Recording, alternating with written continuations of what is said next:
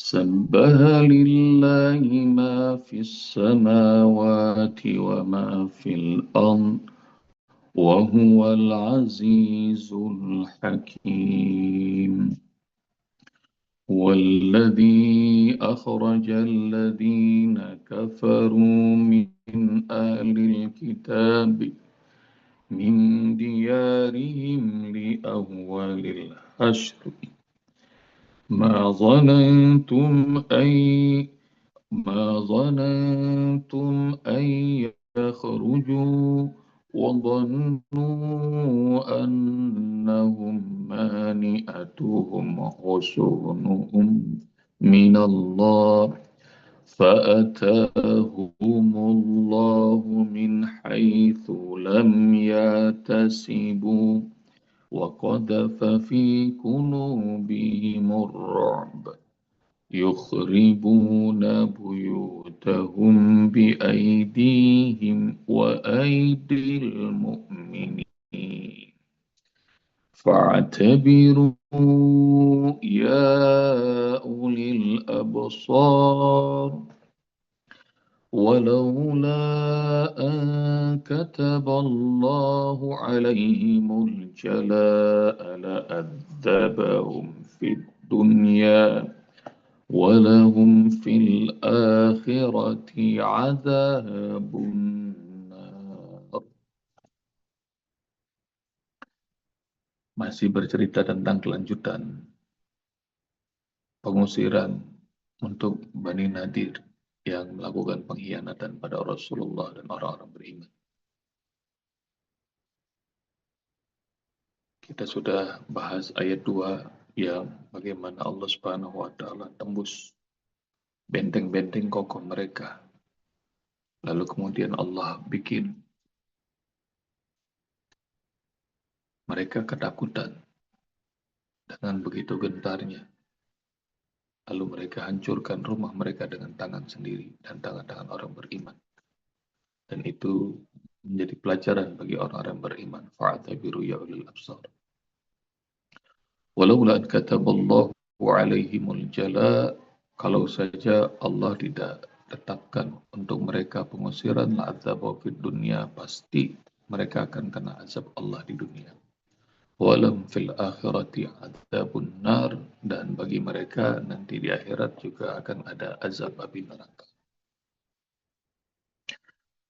Melanjutkan kenistaan, sengsaranya orang yang tidak taat sama Allah dan Rasul. Jadi susah, ya bunda.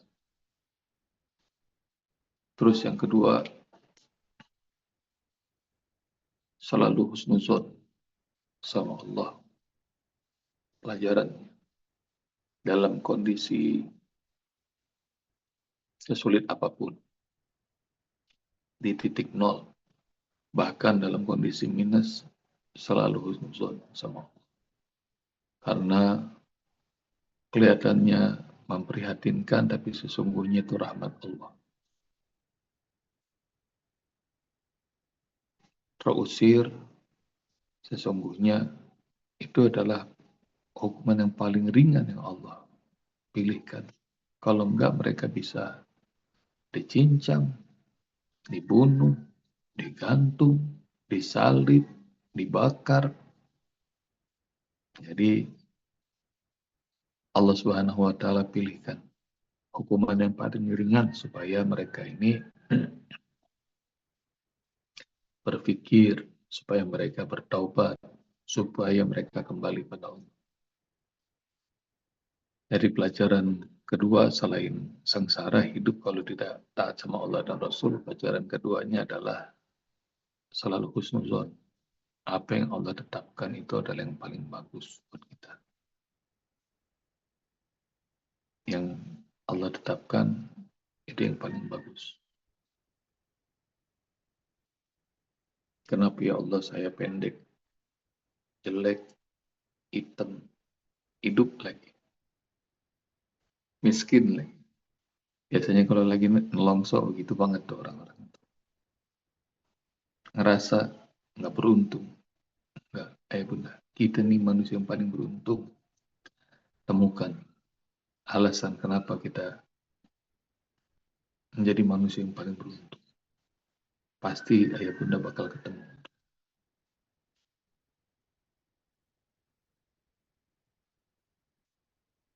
Yang pendek, yang kecil, beruntung. Kenapa? Karena nggak kepilih jadi tentara. Karena pendek, kecil. Itu kalau lagi ada wajib militer sampai sekarang di Korea Selatan tuh, yang ganteng-ganteng, yang tinggi-tinggi kepilih, nangis kepilih. Di Thailand juga begitu. Yang kecil karena pendek, nggak lulus. Malah disenyum-senyum katanya, untung saya pendek. Jadi rupanya pendek pun beruntung. Nggak punya duit beruntung. Masuk, Bapak. Nggak punya duit beruntung. Kalau nggak percaya, baca surat Qasas. Begitu Korun sama semua hartanya dibenamkan oleh Allah Subhanahu wa taala. Kemudian orang-orang yang kemarin-kemarin ngomong, andai saja saya punya duit kayak Korun segitu banyak, langsung pada ngomong, duh, beruntungnya saya nggak seperti Korun tuh. Orang nggak punya duit aja beruntung. Jadi selalu husnuzon, bunda.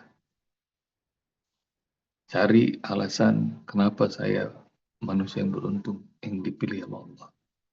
Jangan overthinking, jangan ngeracunin otak kita dengan yang aneh-aneh. Kenapa orang lain begini saya enggak? Kenapa yang itu dikasih duit saya enggak? Kenapa gampang banget cari kerjaan saya enggak? Oh, jangan aneh-aneh. Husnuzon, husnuzon pada Allah Subhanahu wa taala. Jadi husnuzon itu akan membuat ayah bunda malah banyak bersyukur. Kata Rasulullah SAW dalam sebuah sabdanya, "Tanduru ila man huwa asfala minkum wa la tanduru ila man huwa fawqakum li alla tazdaru nikmatallahi alaikum." Lihat orang-orang yang ada di bawah, jangan dulu lihat yang di atas. Itu adalah terapi supaya kalian tidak remehkan nikmat Allah pada kalian. Jadi cari tuh hadisnya sama ya bunda. Cari hadisnya. Dan poin yang kedua dari ayat ini adalah husnuzon pada Allah. Di titik terendah sekalipun, yang Allah kasih itu yang terbaik. Ada sahabat saya waktu stroke mati sebelah badan, wah itu mah kecewanya lama banget, berbulan-bulan dia kecewa sama Allah Subhanahu Wa Taala. Tapi masya Allah di masa sakitnya itu malah nginep di Azikro Sentul lama berbulan-bulan. Di masa sakitnya ketemu Usbob sampai sekarang jadi jemaah dan sering nangis. Dulu mau Usbob, saya main golf sehari aja 2 kali. Dari gelap sampai gelap lagi. Maksiat mah nggak tahan. Neraktir, entertain, rekanan-rekanan. Sampai Masya Allah. Zina saya yang bayar. Tapi rupanya Allah kasih sakit. Allah sayang sama saya. Jadi kenal Ustaz Arifin, kenal Usbob, sekarang bisa sholat, bisa nikmat. Karena jalan pincang udah nggak main golf lagi Usbob, Alhamdulillah. Tuh. Jadi karena jalan pincang nggak main golf lagi, Alhamdulillah. Jadi husnuzon sama Allah Subhanahu wa taala di titik terendah. Saya pernah cerita ke ayah bunda tentang seorang ibu yang bikin nangis. Bikin nangis saya pada acara TV Ramadan. Saya dapat proyek jadi host sekaligus narasumber di Antv dulu. Sebulan penuh. Sampai Dova yang bikin acaranya. Kerja sama Antv. Dikasih talent-talent orang yang paling susah. ngukur rating gampang. Kata eksekutif produsernya, Bob, bikin nangis talentnya, nanya-nanya, kalau dia udah nangis, air matanya netes, wah itu pemirsa senang tuh. Apalagi ngedengar cerita getirnya. Ketemulah ibu ini di pinggir jalan, di pinggir rel kereta di Jakarta Barat. Rumahnya gubuk, jualan pop ice, di sana tinggal sama seorang anaknya. Waktu saya mulai nanya, nah gimana saya tanya ibu tinggal di sini? Dia bilang dulunya Pak Ustadz, saya ini orang kaya. Katanya. Rumah saya di Bintaro, Tangerang Selatan. Rumah ada, suami berkecukupan, anak-anak pinter-pinter. Tapi Masya Allah, suami kerja jadi seorang direktur di minuman energi. Saya nggak sebut mereknya. Tapi minuman setan itu yang ada di mana-mana dalam kehidupan kami. Di rumah ada, di kamar ada, di kendaraan ada, di kantor suami ada. Jadi minuman setan itu yang sering kami konsumsi. Karena minuman energi, minuman sehat katanya. Ya benar. Suami saya ginjal, sebab katanya. Dirawat hingga meninggal. Nggak usah bayangin betapa sedihnya. Saya kecewa sama Allah Subhanahu wa taala. Tapi Masya Allah, dalam kondisi duka begitu, anak yang pertama wajahnya kuning. Lalu kemudian kami larikan ke rumah sakit, divonis talasemia. Jadi kerusakan darah. Gak lama anak pertama meninggal. Betapa sedihnya saya. Dan cover asuransi udah gak cukup, tabungan makin habis, maka segala-gala kejual, rumah kejual, mobil kejual. Gak lama anak kedua sama, wajahnya kuning juga, talasemia juga, meninggal juga. Anak ketiga begitu. Yang tersisa ini anak katanya. Anak keempat. Jadi kami tinggal berdua aja.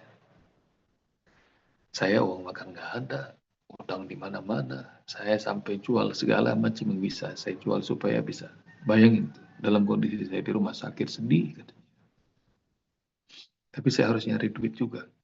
Nemenin satu orang tersayang saya hilang.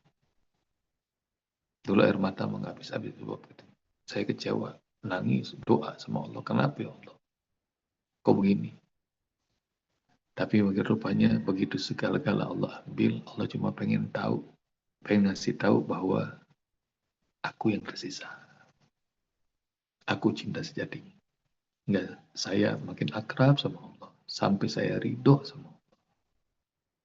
Jadi saya bilang sama Allah, ya Allah, terima kasih atas segala-galanya. Enggak, tidak ada kesedihan, enggak ada kepedihan.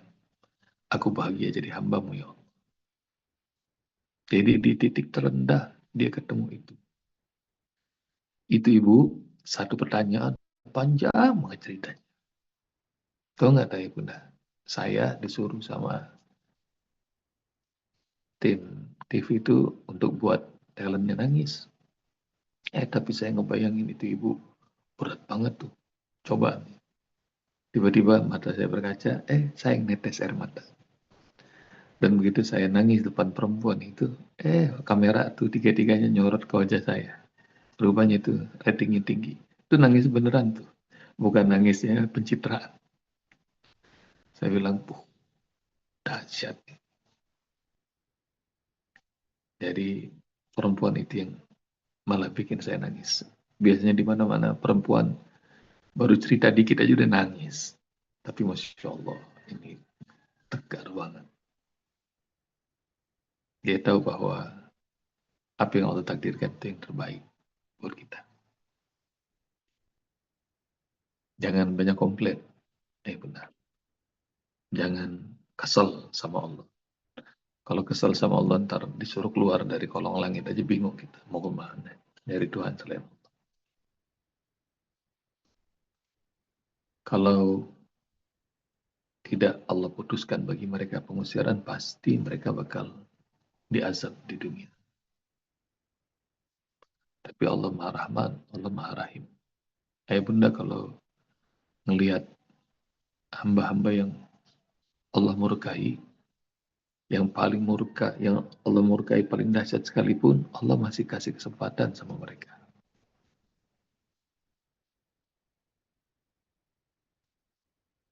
Begitu iblis tidak mau sujud sama Allah, bunda nanti lihat, cari ayatnya. Astakbarta am kunta minal kafirin. Apakah engkau sombong, wahai iblis? Ataukah engkau termasuk orang kafir yang tidak mau menerima kebenaran? Iblis bilang, kau ciptakan aku dari api, kau ciptakan dia dari tanah.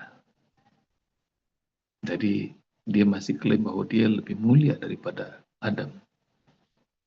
Maka Allah murkai dia, suruh keluar dari surga. Udah diusir nih. Bayangin sama seperti orang Yahudi, diusir sama Allah Subhanahu wa taala. Masih doa itu iblis. Masih minta sama Allah, qala rabbi fa'anzirni ila yaumi yub'atsun. Ya Rob, boleh nggak umurku dipanjangin sampai orang-orang nanti semuanya dibangkitkan. Dan bayangkan, Allah lagi murka-murkanya, diminta sama iblis, dijawab, dijawab sama Allah. Qala fa'innaka minal munzari. Ya, umurmu aku panjangkan. Masya Allah. Jadi ayah bunda jangan minta panjang umur ya aja. Karena iblis itu permintaannya. Minta panjang umur. Jadi kalau bisa minta umur yang berkah. Umur dalam taat istiqomah. Jangan cuma minta panjang umur. Itu mah permintaannya iblis. Tapi highlightnya, tekanannya adalah lagi murkanya Allah, lagi semarah-marahnya, masih doa, iblis masih minta dikasih sama Allah. Jadi Allah Maha Rahman, Allah Maha Rahim. Buat orang Yahudi, wah, permintaannya udah kebangetan banyak. Permintaan mereka yang dikasih sama Allah Subhanahu wa taala. Dikasih manna, dikasih salwa, dikasih nabi-nabi terbaik di kalangan mereka. Dikasih sungai yang mengalir, itu sungai Nil. Dikasih, udah banyak banget. Tanda-tanda kekuasaan Allah, udah banyak. Laut aja dibelah sama Allah buat nolongin mereka. Ayo minta apa lagi? Dikasih, dikasih, dikasih terus. Mereka berkali-kali harusnya binasa, dikasih kesempatan, dikasih kesempatan. Rupanya sampai sekarang nih, ini memang rupanya keturunan Yahudi, Bani Israel nggak habis-habis ulahnya. Dia yang bikin Board of Peace, ini tim kedamaian, perdamaian, tapi dia yang membombardir. Dia memulai peperangan lagi, nggak habis-habis. Walaula an kataballahu alaihim jala la'azabuhum fid dunya walau fil akhirati adzabun nar. Dan pelajaran keempat, ayat bunda rahmati Allah Subhanahu wa taala. Dari ayat ini, azab Allah itu dunia akhirat. Di dunia ada azabnya Allah, di akhirat ada azabnya. Azab Allah di dunia banyak, ayat bunda sering lihat, sering menyaksikan.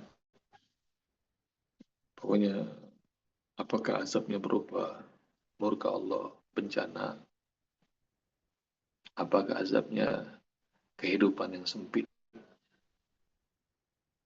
Kehidupan yang sempit itu, وَمَنْ أَعْرَضَ عَنْ ذِكْرِي فَإِنَّ لَهُ مَعِيشَةً ضَنْكًا وَنَحْشُرُهُ يَوْمَ الْقِيَامَةِ أَعْمَى. Siapa yang berpaling dari peringatanku, maka baginya kehidupan yang sempit. Kehidupan yang sempit itu rezeki yang sedikit, sebab belum tentu. Ada orang dikasih rezeki cuma sekedarnya cukup, tapi berkah banget. Bunda kan pernah dengar, ada orang yang ngayuh beca profesinya, tapi nyekolin anak sampai luar negeri. Itu kan berkah banget. Ada seorang ayah yang biasa-biasa aja, tapi anaknya alhamdulillah beberapa orang jadi dokter. Itu berkah. Tapi banyak yang dikasih kelapangan sama Allah. Haji aja gak dikasih kesempatan sama Allah. Sholat aja gak diundang sama Allah.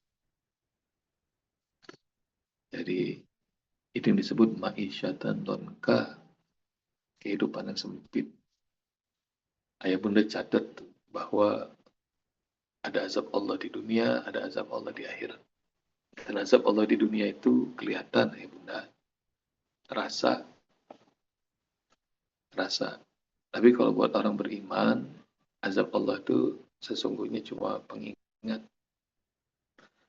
Terlanjur ikutan korupsi, alhamdulillah teman-teman ketangkep, kita nggak ketangkep. Allah masih pengen kita bertobat.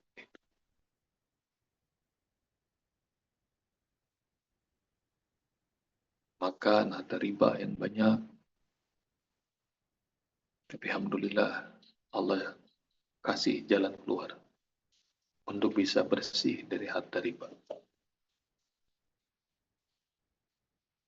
Melakukan kebohongan, tapi alhamdulillah Allah Subhanahu wa taala masih tetapkan kebohongan kita nggak disingkap sama Allah, nggak di-disclose. Nah, itu tanda bahwa Allah ngasih kesempatan. Taubat. Bertobat pada Allah. Dan azab dunia, azab akhirat ada ayat benar. Jadi kalau dari ayat ini kita ngerti, ada azab di dunia, ada azab di akhirat. Dan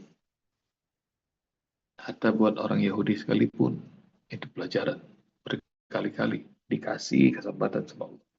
Dikasih kesempatan untuk menjadi yang lebih baik lagi. Karena rahmat Allah nggak putus-putus buat semua hambanya. Udah melakukan kemungkaran berkali-kali, masih dikirim Nabi, masih dikirim Rasul pada mereka. Tapi kalau nggak bisa juga, udah Allah tetapkan azab dunia dan azab akhirat. Semoga apa yang disampaikan bermanfaat. Jazakumullah ya bunda. Assalamualaikum warahmatullahi wabarakatuh. Waalaikumsalam.